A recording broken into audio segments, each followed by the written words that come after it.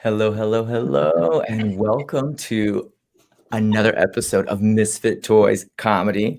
As always, we have our beautiful and hilarious co-host, Miss Maria De La Ghetto. Let's get some Hello, snaps, hello. yes, hands. Yes, yes, yes.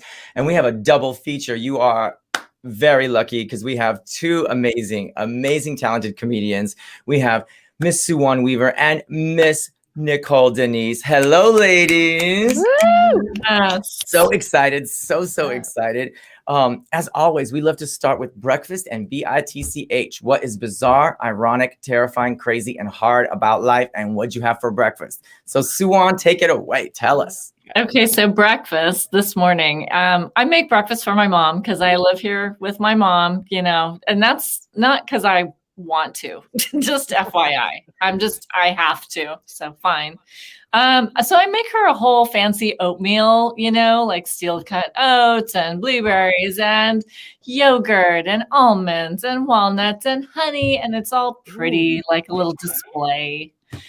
Because that's just who I am. Is like, I got to make sure everybody knows I'm good.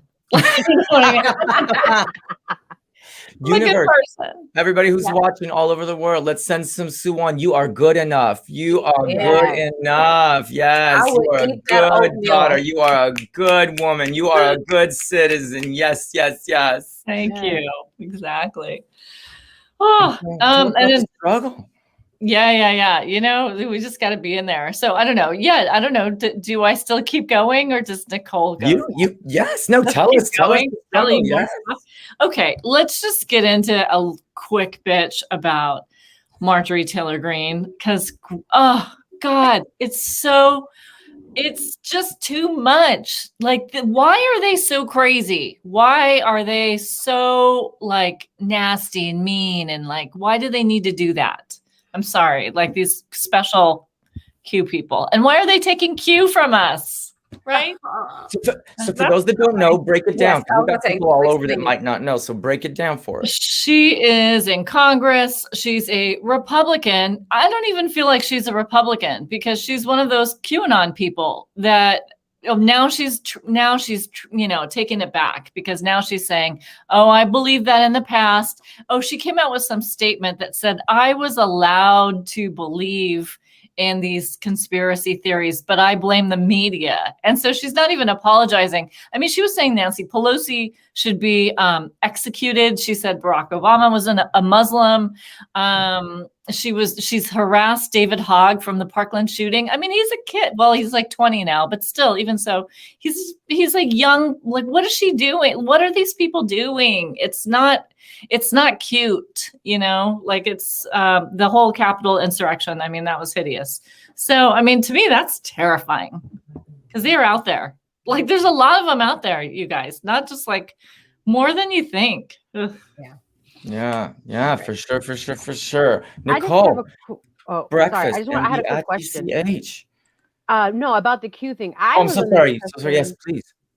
That Q was anti-capitalism, anti-establishment, like QAnon, or maybe those are two different things, but there is like a faceless person who wears a mask and is like, we'll come after you because they are against like the whole establishment. I thought maybe this is something else, but I thought that's what it was. I don't know about anti-capitalism. I didn't know that was part of the equation. The part of their thing is to believe that Democrats are running a child porn ring and that they were going to take down the Democrats. Trump was supposed to be their big savior to take down Democrats. Right. I didn't know about the anti-capitalism thing, and I don't know if the mask is part of it either. I don't know if that's maybe this is something else. I haven't. Group. Okay. It's just whack jobs. I'm sorry. That's just I mean, terrible. That whole thing. But Nicole, let me hear what you have for breakfast. Oh, okay. What a girl have for breakfast. I did not have special oatmeal. Next time, I'm gonna start driving to Suwon's house and get in on some of that loving because ain't nobody making me nothing for breakfast. Okay. Oh, boo-hoo me. So I actually had a protein shake this morning. Delicious. I kept it try to get the quarantine weight down. So I had protein shake and I put my greens in it and I put some collagen to keep my skin and supple. You know, that's what I have for breakfast. I like it. So healthy. Yeah. I'm gonna ruin it later, but that's what I have for breakfast. But at least you're doing something. I started off strong. Y'all. That's right. It's okay. Yes. For the win. Okay, and then what was after that? What do I get to? Bitch. Something you want to bitch about. Whatever bizarre, insane, terrifying. What's terrifying is this world as a whole. Let's just boop. Okay. Yeah. But there is some beauty in the world too. But just listening to what Suwon had to bitch about just really ignites the terror in me. Because these are people that are making decisions for our world. That is terrifying. What do I want to bitch about is having a husband and children. I love them, but I want to bitch about clean. I'm so tired of cleaning my house and cooking meals. I'm tired of it. Yeah. And it never stops. It's not like, okay, I'm gonna make a meal and then that's it. Like it literally every second of the day. There's breakfast, there's lunch, and there's dinner. You're hungry again? Yes. Did I just feed you? They need to be on the cleaning crew and cooking crews. Like what? Wait a second. I'm training them. They're 10 and 6. But that's old enough, girl. Yeah, 3-year-old is good. She knows that she can actually cook. My daughter can cook, but nice. And ironic. Is ironic is that I never wanted to get married or have kids. Ironic. See how that shit went. Like, so it's ironic that I'm sitting here in this position that I said I didn't want to be in, and I love it, but it's sweet. I don't know. I love it, but I'll see you. What was the other one? What else? What else? You're good. It was just like that was a little breakfast, a little bitching. You know what I'm saying? Yeah. Get it off your chest. Just got to get it off. I do feel better, Maria. I do a little bit. That's what we want. That's what we're here for. All right. This is just a breath of fresh air. Because I get it. I don't have kids for that very reason. It's a lot of food to cook just for me. You want me to add other people? Are you crazy? Just think. And you get to eat what you want, though, Maria. You ain't lying. I have to consider people. Like, no, you don't. No, you You're don't. The chef. Oh no, you don't. You eat it or you go hungry. Too bad. Go mechucho then. But I do. I'm like Suwon. I'm like, what do you guys want to eat? Right. I know. Like, and if they don't have an answer within the first 10 seconds, I'm like, well, fuck it. I'm gonna make tacos, and that's. But well, that's good. I ask. And I had a sandwich for breakfast because I could eat whatever I want. So my oh my God. Okay. There's this grocery store here. I'm visiting my sister in San Diego North County, and there's a grocery store and it's like a health food, like a Sprouts or something. And they have these fatty sandwiches like, like, oh my God, that's what it looks like. I swear. Cause it's like thick focaccia bread, focaccia, I don't know. And then you have like roast beef, lettuce, tomato, onion, and it's just so fat. Like they fill it and then the seasoning on the bread, and it's just, oh my God. And I just love these freaking sandwiches. So I'm PMSing right now, and I'm just an awful effing person. Like my baseline is mean. So when I'm on my monthly, it's even worse. Like both my sisters are just like, are you okay? They bought me a cupcake. They bought me the sandwich I like. They bought me a green juice. They bought me some healthy cycle tea. And then they were like, we need to give her some Danny Brooks. She's another comedian. It's called Period Pastries. Oh yes. Yeah, all the pastries. Yes, they're pastries specifically for this angry time. Yeah. And that's what I'm bitching about. I'm bitching about me being a bitch because I'm such a bitch and I can't help it. I have no kind of empathy. This is how mean I am.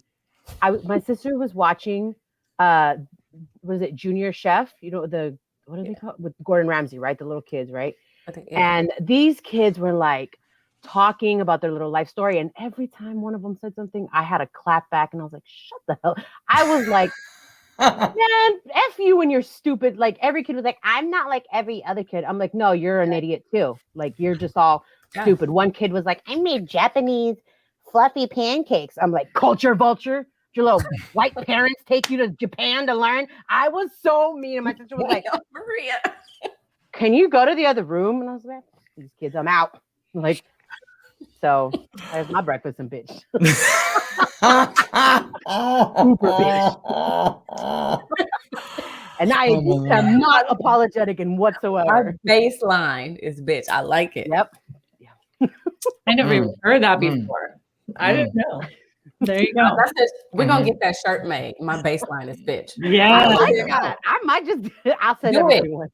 Do it, and I'll be your first customer. Let me know. And Iggy, what did you have for breakfast? Nothing. What? Why? Oh my God, why?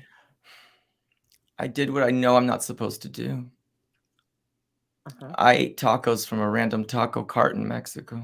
That sounds delicious. What are you talking about? Montezuma came, and I understand the revenge. I was like, do not be eating some strange food on the street in Mexico. Not. I think it was that he was getting revenge on the blue-eyed devils. You just they got back at me. Oh Lord! So for the first, I've not eaten because I couldn't do comedy yesterday because I was like, if I'm gonna laugh, I'm gonna poop my pants. So I'm just not gonna do that.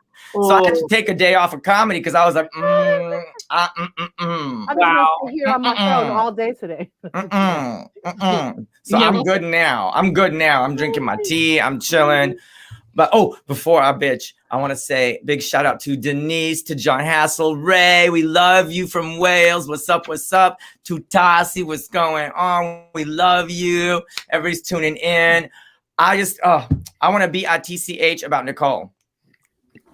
Nicole, you are the problem. What? Yeah, you are the problem. I did. Let me unpack. Let me unpack. My parents, when they came here, they didn't give me this crazy thing called choices. There was no choices. There was no what would you like to eat? It was like food. Like, I'll just food, please. Something, anything, mom. Just and don't beat me. Just don't beat me. You are too nice. You're just like asking, what would you like? And we went to and then kids grow up in life. They're like, I wouldn't.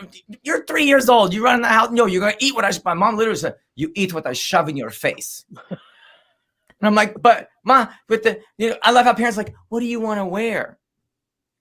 Oh no, there was none of that in my house. What do you mean? Like my mom would tell me, she was like, where? I was happy to wear shoes. We didn't have shoes. I'm just happy to have shoes. You telling me you want to dress up in a tutu and go to school in a tutu? Like this is the battle that my brother and has with his daughter. She wants to dress up like a tutu princess to school, and they're having like a 10-minute debate on why tutus are inappropriate. I'm like, the tutu don't fit in the desk. It's not physically possible to be in a tutu with wings because those are offensive because you're poking out the eyes of the other kids in class. No, that's not appropriate. You can't. I know you want to be a tutu fairy, but that's for Blake. That's not for school. So I'm just saying, parents need to just lay down the law and be like, you gonna eat what you gonna eat, or you gonna starve. That's it. Well, problem solved. For the most part, can I just speak my piece? Yes, Nicole, take it away. Take it away. Wait, hold up. Because let me get my baseline bitch. Because for the most part, I cook what I cook. But I'm always cooking something. I would like some fucking input sometime. No. Give me something. And if you can say, I have a taste for chicken, I could be like, okay, cool. Let me I can mix up something. I have to cook it and sink it. So that makes sense. That makes sense. There's a 6-year-old who has a special, like, she's allergic to everything in life. So that's a whole nother situation. Sometimes I have to ask her, okay, what you want to eat? Because it can't have dairy, eggs, wheat, soy, nuts, oats, so that's that part. Well, you can get rid of a lot of problems by just feeding her a lot of soy. She can't eat damn soy. She's gonna die. That's the point. My brother's allergic to soy too. He ate a soy hot dog. He like turned into. I was like, you just went real dark. You just suggested I killed my child. No. You did not kill your child. Soy killed your child. No, that's how Russian rationale. That's the thing. You got to rationale. See, that's how Russians like. I didn't do it. It was the soy's fault. Soybean did it. Soy is everything. It really is. It is. But having that help from your partner to be like, okay, let's get creative. Let's get some ideas, and having that help and trying, because that's a lot of pressure. That's a lot of pressure. So nice. I'm gonna have to drop top my husband for Suwon. That's what's gonna happen. Shit. Victoria's not gonna let me babysit your kids now. Oh man. Victoria, you're right. He talking about that. Wait till you get in the house with these two kids. They'll run you. And my husband don't cook nothing. Suwon, you come on over, girl. Yeah, I'll come over. I'll make you with that oatmeal. I know, a little fancy oatmeal for you. I'll do it. Did your mom ever cook you like Korean breakfast, or like did she cook a lot of Korean food? Oh yeah, she only makes Korean food. But do Koreans have breakfast? I didn't know that. I mean, I don't feel like they really do. Oh no, maybe I guess not. I mean, Filipinos, we have rice for breakfast at lunch and dinner. Japanese too, they have certain breakfast foods. Like typical like Filipino breakfast is fried rice, our type of fried rice with the just garlic and then salt and pepper. It's my favorite. And then there's this one stinky fish. It's called tuyo. They're like giant like mackerels or anchovy, one of those like fishes. And they're salted and dried. So you fry it and it smells like death. Yeah. Everyone else. But it is so good. And then eggs, that's my favorite breakfast growing up. Or like, that was favorite Filipino breakfast. Ooh, I have a quick question. Since you came from immigrant families, correct? Maria, Suwon, yes? Yeah. And Nicole, you were born where? Here, I'm just black.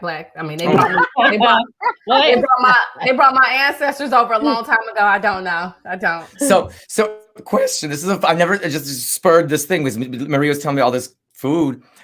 Have you ever had a moment where you brought some lunch to school and the other kids in school were like, "What the heck is in that lunch?" Like, have you ever had an ethnic lunch moment at school? Well, for me, you know what, honestly, like the first time that happened, which I don't even remember it because first of all, it was a long time ago. But second of all, I would have killed that. Like, I don't like, you know what I mean? Like, I couldn't have probably like, oh, look at natto rice. Oh my God. That's exactly what I was thinking of. Natto. I do not like natto. That is like dirty socks. Okay, what is that? Dirty socks. I'm sorry. It's slimy. I mean, people love it. I could see why, but I cannot.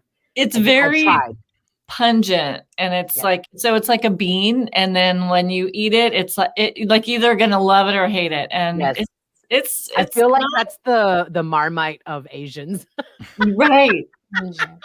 So it's like the chitlins for Black people. Yes. Yeah. Like, exactly. Yeah, you either love it or hate it. Yeah. Yeah. Okay. And most people, white people, I would say, especially, it's like cannot. It's not for Americans. It really isn't. No. I can't. I've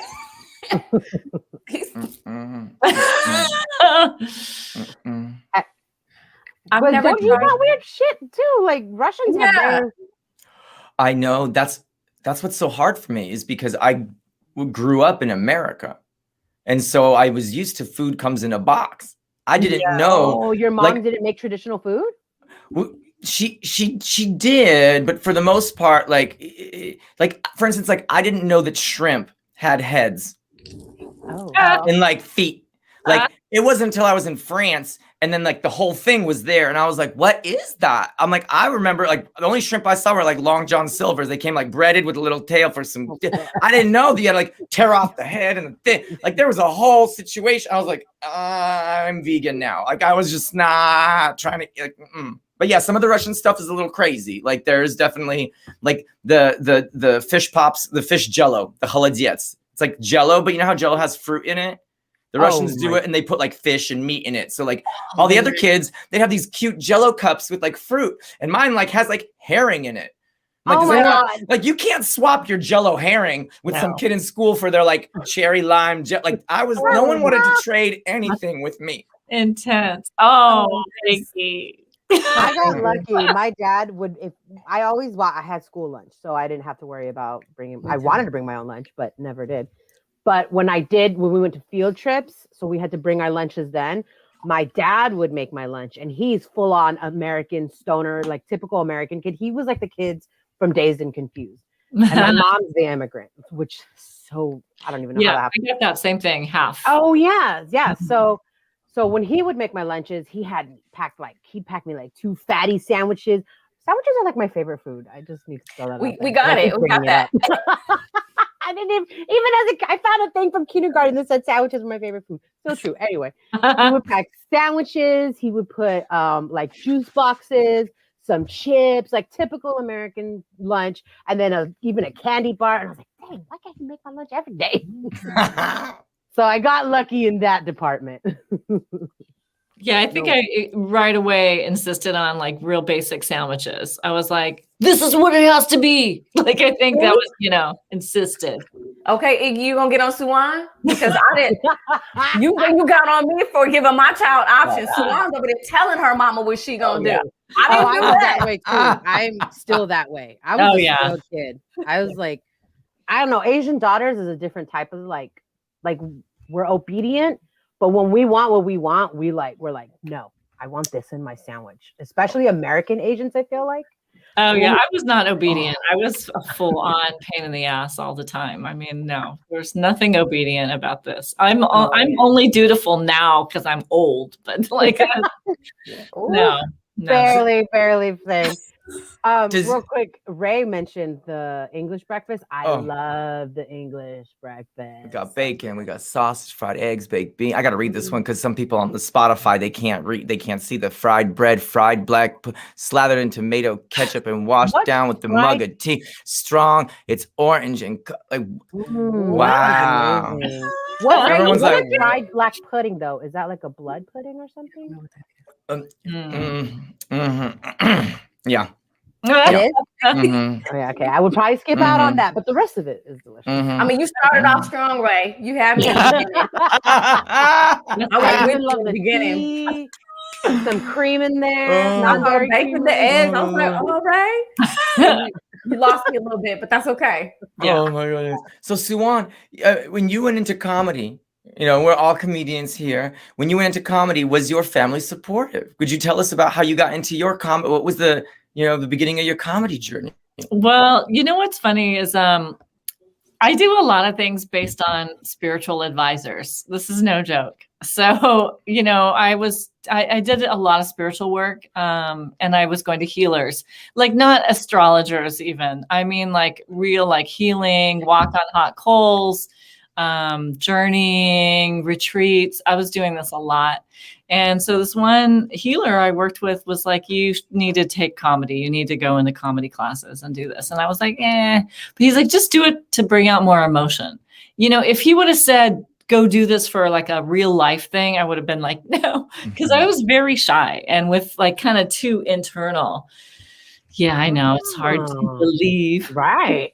So comedy for you is a spiritual journey. Yeah, definitely. I would say that. I think that because it's becoming more of who I really am, right? So that's the journey is being more of you, being more present. So when he said to do that, that was it. Once I got into class, I kind of I knew I was in acting classes and comedy classes because of the spiritual leadership that told me. Oh, that's cool. Yeah, I wouldn't have done it on my own. I really wouldn't have. Well, that's a comedy as a spiritual practice. Yeah, for sure. I hadn't thought about it like that. I love that. I love that. Nicole, do you have a similar? Yeah, I guess in a way. Let's see. I was doing hair for my whole life. That's always what I've done. And then I started some acting, blah, blah, blah. Anyway, we decided my husband and I buy a house, and it was all the way like 2 hours away from LA. So that deaded my career that I worked my ass off to get to, and any opportunities that I thought I wanted, which was, directing, producing, all of that stuff. So, and then I got pregnant with my second daughter. So it was a little bit of a postpartum depression situation happening. And I've always been a writer, but I started to hear it in my head. Like I'd be in the shower and I would hear it, something that I would hear it in my head, and then I would say it and then hear the laughs. And I'm like, okay, so on top of everything else that's weird about me, now I'm really bugging, That makes so much sense. Right. And so then I would just write, because I've always been a writer. So I would just write it all down. And then I remember one day I told my sister, and I was like, I think I hear like jokes in my head. And of course, my sister, being the dope person that she is, she's like, cuz you're funny, so you should be a comedian. You should do it. I was like, I don't know. And then it just kept happening. And the more I spiritually grew and got in tune with myself and leveled out all my emotions and saw the things that were taken away from me as opportunities to do all the other things, because that's when everything else started to kick up. Then I really started to hear it. And then one day I was just like, fuck it, I'm going to do it. And my sister was like, well, do it. And then I asked my husband if he would like it if I was a comedian, like how would he feel? And then he said he probably wouldn't like it. So I was like, oh, yeah, I'm really going to fucking do it now. Yes. And, but no, that's really how it happened. And the first time I got on stage, it was like a love that I did not know existed. And spiritually, as I was driving home, I felt myself just, yes. And I was like, oh yeah, this is all of those other things led up to this moment. And here I'm, and I ain't stopped yet. So that feels so good. So it's like Suwon, it is a spiritual thing, it is just a completely different way. I love it. Maria, tell us your story. Oh, my story. It always kind of was there growing up. I was always making jokes, always cracking them.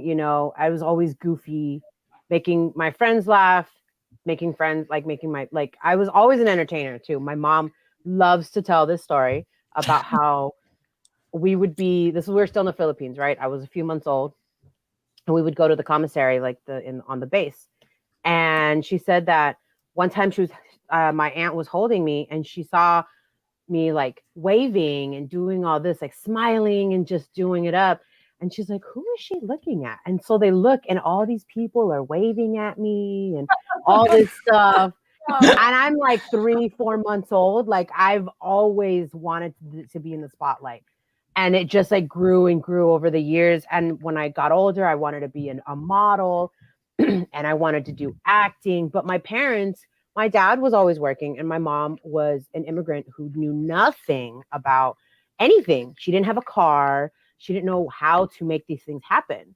Even with school, she got offers. She told me later that for me to go to magnet schools because I was very smart and, I could have done something with that, but there was no, it was just the resources were very limited for us because it was just me and her for the first 5 years, 10 years, maybe, because my dad was always at work. He was deployed till I was 5 years old. And then, so then once I got older, it was always a defense mechanism. I was always cracking jokes. I was always the funny one. And it kind of also was like molded with being a fat kid. I always had to clap back or, always had to make someone look stupid because they were making fun of me. So, and then as I got older, I saw an open mic and one day I was like, hey, let's do it. And then, it all slowly led up to where we are today. Wow. Very long love. I want to see Maria as a baby. I know you were so cute. I mean, I was cute. I was. I post baby pictures all the time on Instagram. Not that you're not now. I just check my wording. I mean, no. You're still cute. I mean, there's not much of a difference. I swear to God, the same fat ass cheeks, and the same little nose. People love them cheeks. My nose. People were always like, I just want to squeeze. I'm like, what nose? There's nostrils like it. What about you, Iggy? What's your story? Well, this is so interesting. I didn't realize until just recently. I mean, I was teased and bullied my entire life, and the worst was in high school. And I remember the pep rally, and the principal called my name to come down to the gymnasium floor. And he's like, and now we have a freshman, Igor. And thousands of people started laughing at me. Thousands. Not a couple hundred, like thousands. Teachers, students, just thousands. The whole place just, Igor! Igor! Igor! Hey! And they just started chanting my name and laughing hysterically. And I started to cry. And I started to run out the gymnasium, and I ran until I couldn't hear the laughter anymore. And I came home to my mom, and I was like, Mom, and I told her about the whole thing, and she was just like, so they laughed at you? I'm like, yeah, and the thing, did you get paid for it? Come on, Mom. Like, what, Mom? Well, then maybe you should be a comedian. If you can get that many people to laugh, then maybe you should be a comedian. Wow. Come on, Mom. I like it. She's like, you take control. You take control of that laughter. If they can laugh like that with just saying your name, and you can get thousands of people to laugh at you, then you know what? You go back there and you make them laugh on your terms, on your stage, with your microphone, with your ideas. And she inspired me to take control of that laughter. And now, I remember at the time I was like, I never want this to happen to me ever again. And now, being a comedian, that's all I want, is thousands of people to laugh at me. And she really was just like, and maybe it's a Russian thing, I don't know, but like, the worst things, the most painful things that happen to you are actually the universe giving you a gift. Yeah. And I didn't know that at the time, but now when I'm on stage, I see all those kids and those teachers laughing at me, and I'm the one with the mic, and it's just so empowering, and it's so healing for me. And let me tell you, there's nothing better than going back to Denver, Colorado and ordering a Nachos Bel Grande.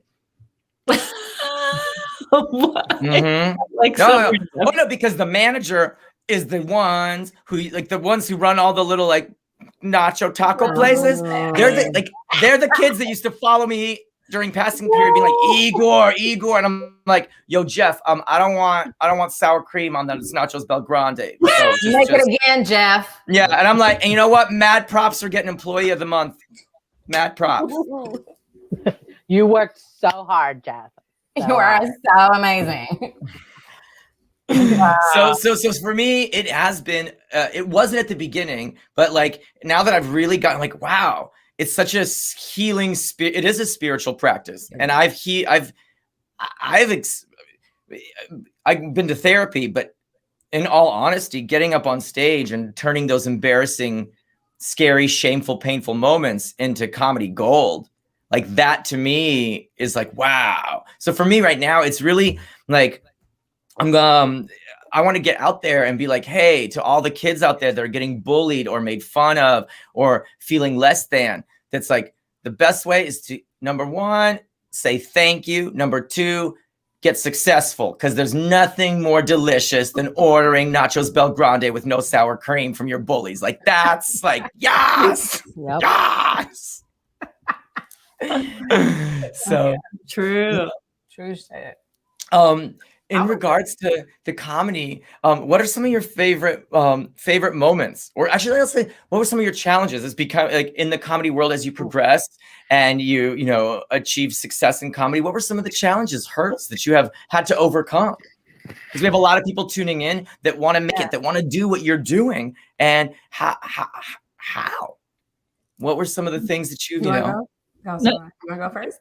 Yeah, go ahead, because I feel like I always jump in with like, well, go ahead. I'll go ahead. Well, so when when I first started doing this, and Iggy and I had been in a couple of classes with Greg Dean, and then Iggy and I, we met back then, right? Like that was like when we were in class. And, you know, there were not a lot of women doing this. This was like 2009, around that time. And there just weren't, I mean, you know, obviously there's the bigger ones, Sarah Silverman and, you know, like you said, Amy Schumer, people were out there, and Margaret Cho, but, right. Like, but not like on a smaller, not like at the open mics. I just, you know, I go there all the time and there weren't a lot of chicks there. And then it just felt creeped out. Like I didn't have the balls that I feel like I have now, you know? And so I gave up on it for a while. Like I took a big break, like 8 years, like to get back into it. I just couldn't, like, I didn't know, you know, I actually made friends with Stevie Lee, like Bobby Lee's brother. We were at, we used to go to this open mic together and then we'd go hang out at the Comedy Store after. And that was like a little bit, that was nice because it was a little bit safe. Like, oh, I could hang out with like a little brother here. And, you know, he's a sweetheart. So yeah, I don't know. Like I just couldn't deal. And, you know, even now, like sometimes you go to open mic, well, not now, COVID times, of course, but you know, you even go into places where I thought were safe, but then I still would be the only chick there sometimes, you know. Do you mean emotionally safe or physically safe? I would say both. Oh, yeah. For sure. Because sometimes it just is creepy. Like the vibe is like you almost feel like it's not safe. Yeah. You know, like dudes can be like that. Yeah. Oh yeah, absolutely. You know what I mean? As a woman, are like that. That's basically yeah. I mean, and I don't, you know, there's a lot of great guys out there, and so I don't want to fall down, but there are a lot of them that can really give you like a creepy vibe. And you know, I'm not imposing and I feel like, you know, like guys think that they have the right to be gross and rude and say nasty shit. I think they think that they can, and they do, because I mean, society has made it so, you know, they allow that kind of behavior but it's not okay. Yeah. And I'm not really like a tomboy girl, and I'm not really going to just be like, you know, yo, shut it down. Like that's not going to be right. You know? And that's something I wanted to to point out is like, I am that girl. I'm like, what did you just say to me? Like we could handle it right now. Like I'll fight a dude. I don't care. And even if you win, I don't care. You're gonna hear me. But not every girl is like that. And I always bring this up, and I just I think there needs to be a shift in like how women overall. I'm not like blaming or shaming. I'm just saying we need to be more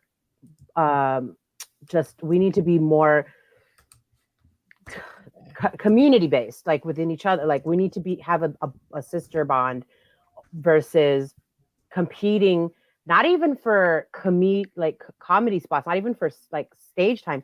It's what I see is they're competing for male attention. Right. And when you see when one of those girls sees another woman on the scene, they get territorial, not because, oh, she's funny. It's because they're taking male attention away. And it does bleed into like stage time. Like maybe she'll get stage time because she hangs out with these guys. But if anything, she should bring them on, be like, hey, what's up? I'm so-and-so. What's your name? Like, come hang out with us. But it's never really like that. I don't know how many times I've gotten shade thrown at me, like her face. You can immediately see her face just like, you know, when I try to be, and I'm very friendly as bitchy as I am. Me too. Yeah. So I always put it out there now. Like if you see me and you are in an uncomfortable situation or not, if you're the only chick and you see me, like, please come talk to me, you know, like, please come sit with me. Be like, hey, all you gotta say is, hey, and you don't even have to do the rest. I will do the rest for you. We will be friends. I will make it happen, you know? Yeah. Yeah. I do that when there's like like at a mic, if there's another woman, I'll just automatically go like, hi. Like, yeah. You know, I just do that. You mentioned, Suwon, that you took a break, and I know, Maria, you took a break as well. Yeah. Can we just talk about that for 1 second? Are you happy you took a break? Do you regret it? What inspired you to get back? Because I know there are a lot of other comedians that took a pause and are maybe trying to get back in. But so do you mind just touching on that for a second? Yeah, you know what? I felt good about the break. I felt like that's what I needed to do. It was the right time. I didn't work on comedy.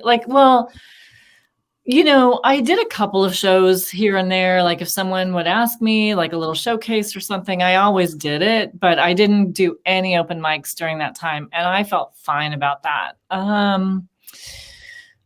I think I just needed to find myself too, because I think when I met you, even like I was still trying to figure out my sexuality. I was still trying to date dudes. I was like, I was like a mess. I've been that Friday night was a little awkward, Suwon, I gotta admit. It was. I'm just kidding. I'm just teasing you. I'm just teasing. Yeah. I've been in and out of the closet like a whole bunch of different times. And that was all crazy because that just didn't make me feel good, And so I needed to like get a little deeper, like, who am I? And then that lets me be funnier too, because now I'm not trying to figure out like my baseline, Mm-hmm. So, yeah, you gotta. I think, especially in comedy, you gotta know yourself. It's like, for sure. What about your break and then come back, Maria? I actually did it a couple of times. I started comedy. I was like maybe 19, 20, and I started in El Centro, small town. This one guy was the only guy producing any kind of live entertainment. Papa Chulo Productions, baby. His name was Tony. He was a really great guy. He was real nice, and he would give me some stage time. I did an open mic the very first time. It was a open mic contest. So there was a singer, there was another comedian, and whatever. But there was a headline. There were two headliners. It was Edwin San Juan and Bojangles, or Bruce Jingles. Sorry. One of the two. It's Bruce Jingles. There it is. Yeah, I was like Bojangles. Wait, no, that doesn't sound right. Bojangles. Sorry, girl, that was like a vaudeville performer. Bruce Jingles. And both of them were like, "Oh, what's up? How long have you been performing?" And I was like, "Oh, that was my first time." They're like, "Ever?" And I was like, "Yeah, I've never done." They were like, "You have done better than some of the comedians I've known who've been doing it for years." And that right there solidified it. I was like, this is what I need to do. So I started hitting the mics, and Papa Chulo Productions would give me stage time, and I did, shows here and there. And then I fell off because I moved to San Diego, and then I got a job, and I just was like, working for the weekend type of thing. And I didn't really know where to go. So when about maybe 2009 or 10, I was like, I need to do comedy again. Like let me go do some open mics. I started doing that, and I started getting gigs. I did Madhouse. I did the Comedy Palace, which like I did a lot of shows there. I even met Felipe Esparza when he was still barely coming up out there. So yeah, I met a lot of like cool comedians. And then I moved to LA in like 2012. And then I was like, I did a few shows, but I had to get a job because it was LA. I was like, oh, I gotta live and pay rent. Okay. So I fell off again. And it was, and I felt like I need to do something more important. Like I need to do something that's gonna change the world. That I talk about all this, like I started getting more into like being like activism or doing something, and then people were telling me like it's just as important, like you bringing laughter, and then over time, once I started doing it again, so I fell off again, like 2012, did a few shows, fell off until like 2017, 18, I tried again, but I had really bad anxiety. So there was a lot of in and out, and it wasn't until November 2019, I quit my 9-to-5, and I said, this is it. This is full, like I'm in full throttle. There's nothing else. I quit my job for this. And so 2019, I was starting to hit the mics in LA, flappers, wherever. And then March of 2020 hit and we went into quarantine. But I have done so much with my comedy in this past year online than I have in like in the 4 months, and then even before that. So I am very, though it's been a hard year, I'm thankful because it really gave me the opportunity to focus on my comedy and not have to spend a crap ton of money, you know? Yeah. Like, you know how it is, 1 drink minimum, $5, you know, for this. And then 1 drinks ain't just 1 drink because you're trying to party afterwards. Yeah. Yeah. So well, I would eat. Come on. And you know? Yes. So, but I will say, and I tell this to everyone, just because you fell off or life got in the way doesn't mean that you can't go back and do it again. You can always do it. Oh, again, yeah. You know? Yeah. So yeah, that's my love affair with comedy. I love it. Nicole, do you want to share your love affair with comedy? What were some of the challenges you've had other than your husband telling you no, you ain't funny? Oh yeah, but ain't nobody worried about him. That was really a challenge. I made him eat his words several times coming to my show. You know, I think one of the biggest challenges I had was, is my face and who I am as a person sometimes don't match. And I say that because, you know, when I first started getting into it and going into like open mics and stuff, you know, men are something else. And they see me a pretty face. I know I have a nice face. I look like I'm a nice person, but I can be a real man. Like I could be dudeish. I'm mannish. I'm like, Maria, you say the wrong thing, I'm gonna cuss your ass clear out. And I'll get with you because, you know, like that's the type of upbringing I've had. So I had encountered a lot of that. Oh, you cute. Yeah, I can put you on, but what you gonna do? And I kept hearing this one phrase is, you owe me. You know, like I'd be like, oh yeah, yo, where's the next open mic, or how you get to that open mic? Like, oh, you can go over here. Huh? Well, you owe me. Like, nigga, I don't owe you shit. So I had to deal with that, you know, in the man world of comedy, and then in the female world of comedy, you know, like women are interesting. Like I found a good group of women, but women see me sometimes and they rude as fuck to me, and I grew up with girls being mean to me, and I'm here's my sob story, y'all. But I grew up with girls being mean to me just because they either, oh, you think you cute, or, you know, and I'm not trying to be conceited or nothing like that. That's not where it's coming from, but I've gotten that before. So I have a hard shell, you know? So whenever, and so being around women, sometimes for me is I'm straightforward, you know, like my hat is down. I'm in the open mic. All I'm here to do is get this shit off. I got a show. But that doesn't always work or read, you know? So it's been like an interesting battle of finding my place, because I'm not always 100% comfortable with women. I'm not 100% comfortable with men. I gravitate more towards dudes because I kind of act like one sometimes, even though I'm very feminine. So it's been a interesting ride to find my place in it. And then it was just one day I was like, I'm just me. So if I ride with you, you know, like it's been interesting. Like it's been a ride. And I've had to establish myself in some of the male dominated places. You know, I've been disrespected there. You know, you look cute little girl. You probably ain't even funny. You know, I've had people say my name wrong on purpose, mind you, like, because ain't nothing hard about Nicole Denise. Right. But I've had people, oh, Nicole Dennis. I've encountered. I did that to you once. You did. And it wasn't even on. I did that. And listen, Suwon did it. And I was like, okay, well, maybe they weren't doing it on purpose, because she literally said my name 7 times prior to this moment. And then I felt bad for 2 seconds, but I was like, no, them motherfuckers was doing it on purpose. But I remember that. I was like, oh shit. Oh. At least it was. But you know the difference between when somebody's doing it on purpose and when somebody's, you know, it's an accident. It's a feel. Like I feel everything. I know when somebody don't like me. I know when I don't vibe with you. I know when you're doing something. So I've encountered several things, but I thank God for Dow Comedy Studio, because that's been the most leveled place I've gone to do an open mic. It's just level. Like I can go in there, feel safe, be safe. Ain't nobody, telling me I got a fat ass. What you about to do?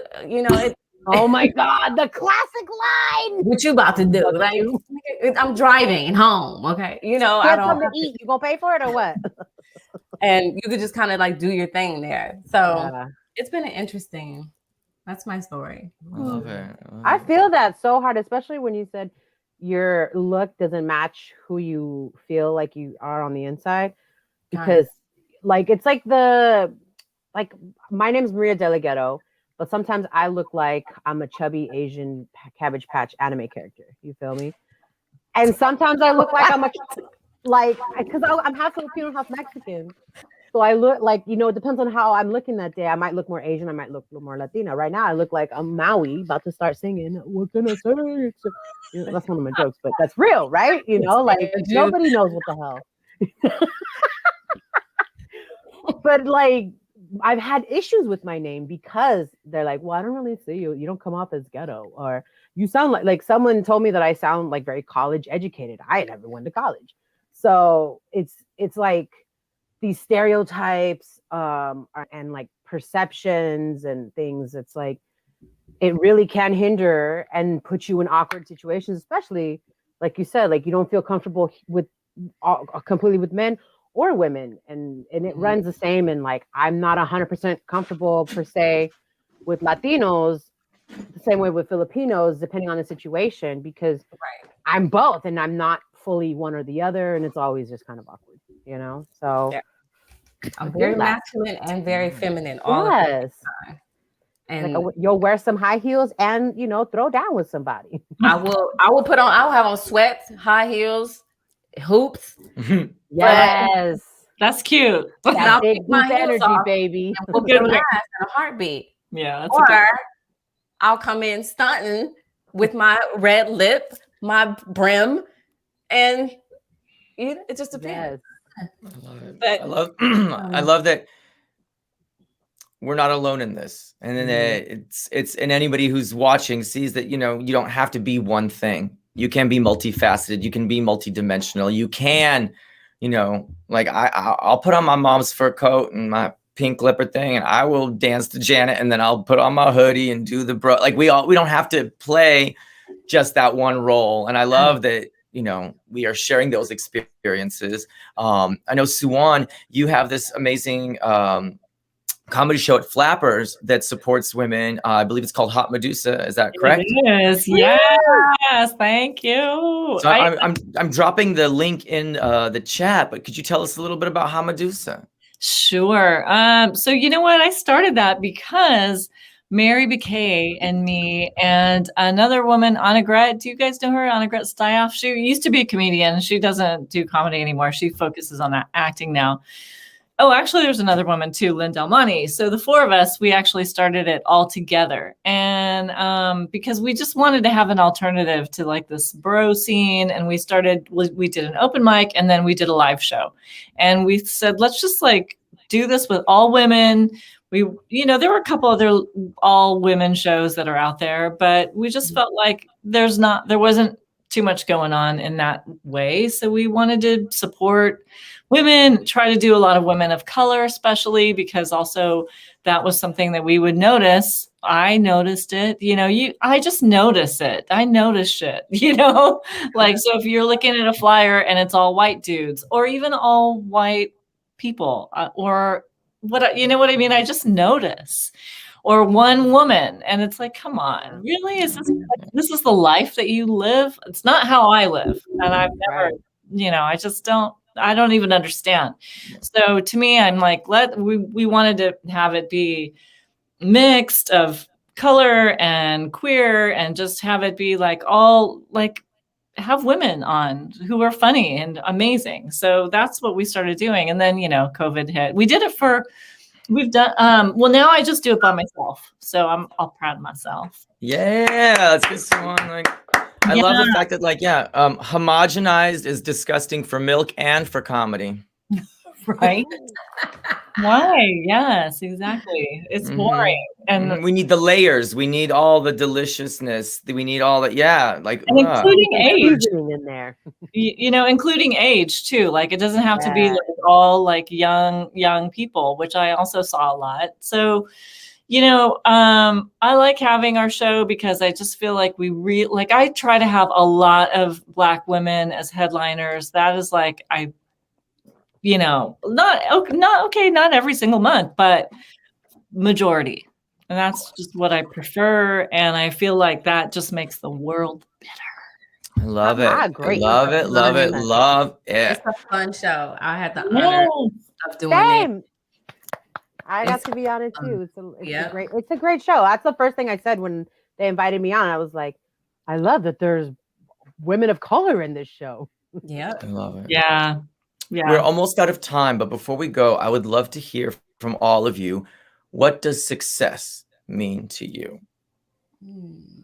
What does success mean to you? And it changes and it can morph. Maria, I know this question's been coming up, but I would love to hear from you. Like, what does success mean to you today, now? Today means, honestly, just doing what I love and being recognized for it. I mean, obviously you want to be able to get paid for your craft. That's the goal, but God forbid, but if I died tomorrow, I died doing what I wanted to do and living the way that I wanted to live. I was not living for the weekend. I was not living to work. I was not living for someone else. I was living for me and how I wanted my life to be. And I'm working towards the bigger goal of shaping my life ultimately. But yeah, like I don't think I would like have any regrets. So I think big part of it is success is not having regrets. I love it. Suwon. Yeah, I mean, that's how I feel. It's having that ability to move around in the world, have freedom to like really do what you want as an artist, for me, to express myself as an artist. And, also help and bring other people along. That's, that's for me, it's success. Nicole. Today, success for me today is okay. I'm gonna go a little deep. In my big scheme, success is making sure I do exactly what I was put here to do in this spirit body time. That is the ultimate goal for me. I know I'm here for purpose, on purpose. So the minute I feel like I'm not doing what my purpose is, I have not succeeded. And my today is success for me is doing it in spite of my fear. Every day, fear is going to come up for you guys that are listening. Every day, there's going to be a fear of something. And when you feel like you're supposed to do it and you do it anyway, you've already succeeded. So tomorrow I may have an audition for something and I'm afraid, but if I do it, I've succeeded. Whatever the outcome comes, whatever the outcome is, I still succeeded because I worked past the fear of it. And that's where I stand with that today. Yay, I love it. Iggy. So good. Well, success today is not pooping my pants. I'm just keeping it real. Like that's a success. That's what success is for me today. Some people can't even say that. 58 minutes and 44 seconds. Like I literally, like I've been clenching. There's some core strength involved in this situation. But that being said, to me, but no living authentically and having the courage to admit my vulnerabilities and my faults like I just did was something I never could do before.